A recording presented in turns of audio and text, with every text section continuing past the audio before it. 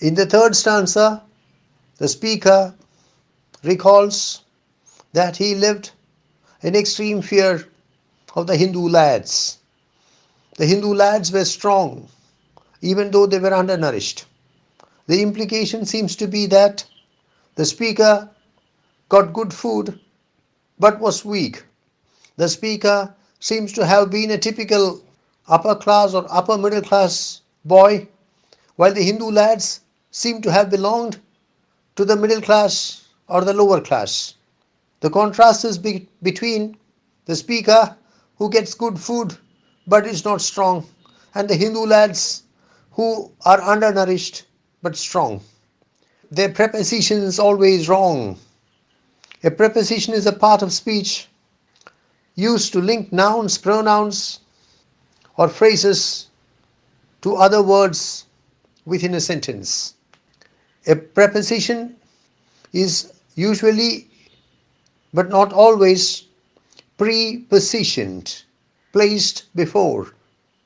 But in a sentence like, "What are you looking at?" the preposition is not prepositioned and it is perfectly right.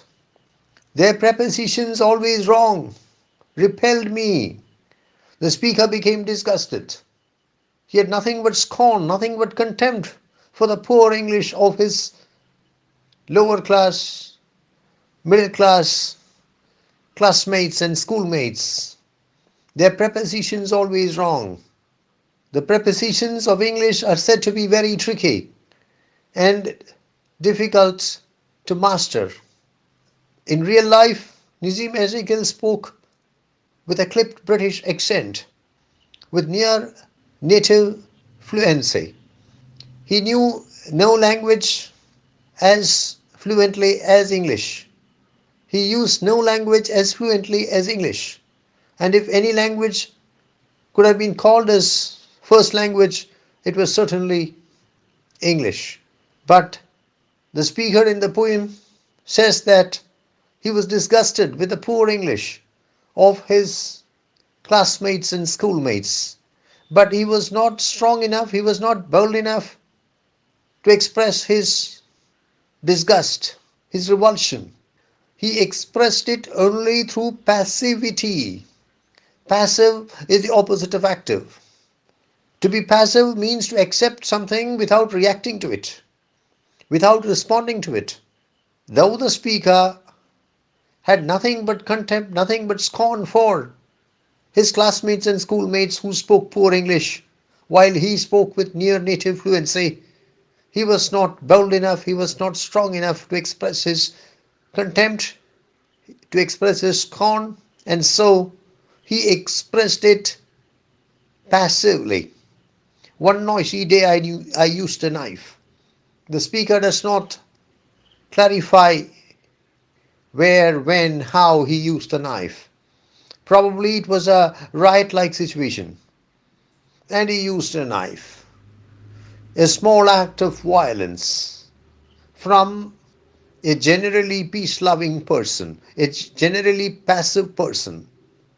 I would like to make an attempt to relate this stanza of the poem with the very Indian poems in English that Nissim Ezekiel wrote later in life. As I said, if any language could have been called his first language, it was English. And Nissim Ezekiel spoke English with near native fluency, with a clipped British accent. And his Indian English poems express his scorn, his contempt for middle class and lower class Indians who are unable to speak English as it should be spoken.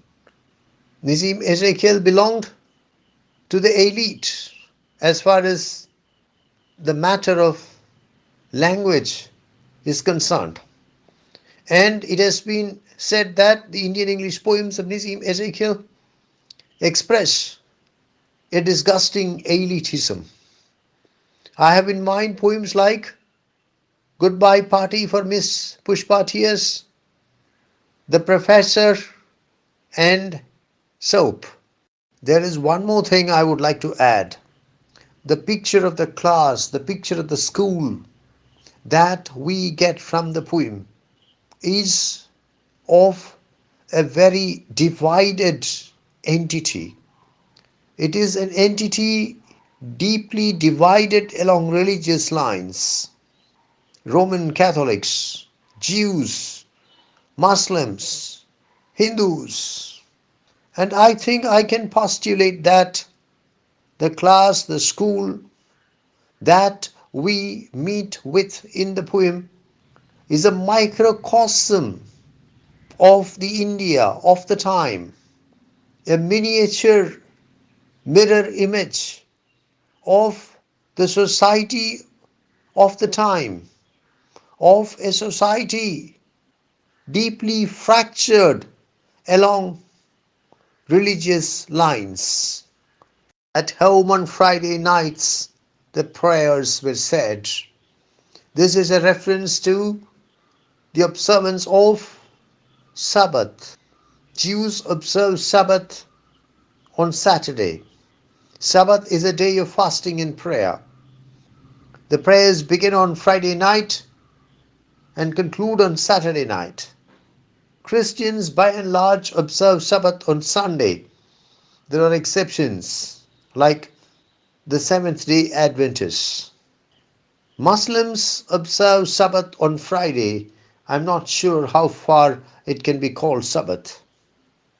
We get the picture of a typical Jewish family, a typical Beni Israel family, observing Sabbath on Saturday, the prayers beginning on Friday night and extending till Saturday night. My morals had declined. Morals is that which refers to what is right and wrong, what is true and false, what should be done and should not be done. The speaker's parents felt that his morals had degenerated. He had become immoral. Why? He had heard of yoga and of Zen. What is yoga?